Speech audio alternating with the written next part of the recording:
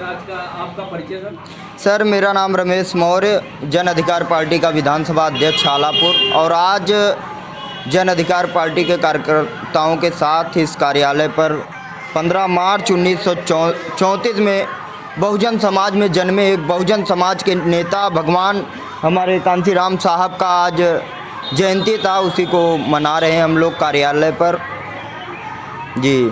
तो आज ये आपके कार्यालय पे माननीय कांसीराम जी का आप जो जयंती मना रहे हैं, इससे आप जनता को क्या संदेश देना चाहते हैं? देखिए, अब संदेश यही है कि जब यह देश आज़ाद हुआ उसके बाद वो आज़ादी नहीं मिली।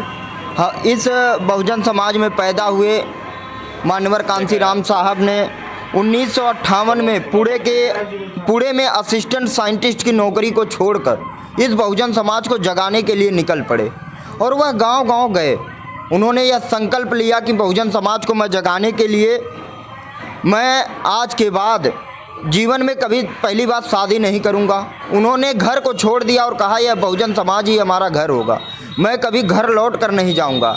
इतनी सारी कठिनाइयों को सहते हुए बहुजन समाज को जगाया और सन 2001 में इन्होंने बहन मायावती को उत्तराधिकारी भी बनाया। 2003 में मानवर कांसीराम साहब लकवा से ग्रसित हो गए और राजनीति से इन्होंने दूरी बना लिया।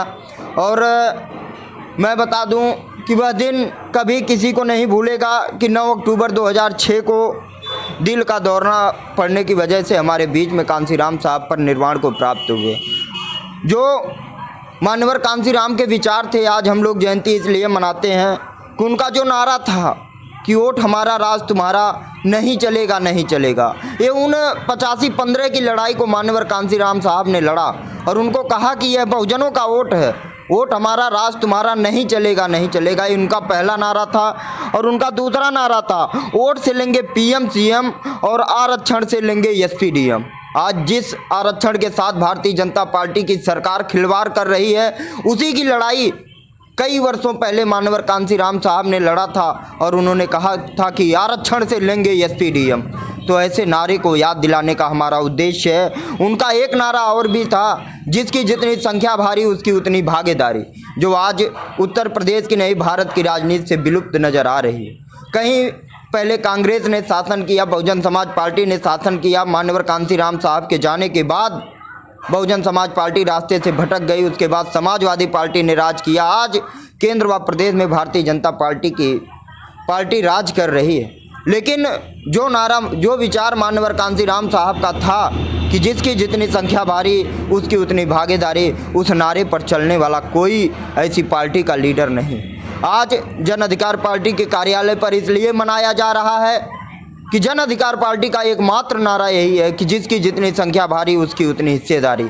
और इस मानवर कांसीराम के साथ चले, मानवर कांसीराम साहब के विचारों को लेकर आज बाबू सिंह कुशवाहा गली गली गांव-गांव जा रहे हैं और मानवर कांसीराम की तरह समाज को जगाने का प्रयास कर रहे हैं, उनके नारों पर चलने का कार्य कर रहे हैं। मैं आज कार्यालय पर मेरा यही उद्देश्य रहा है कि इनकी जयंती को मनाना, जो कि हम प्रत्येक वर्ष मनाते हैं।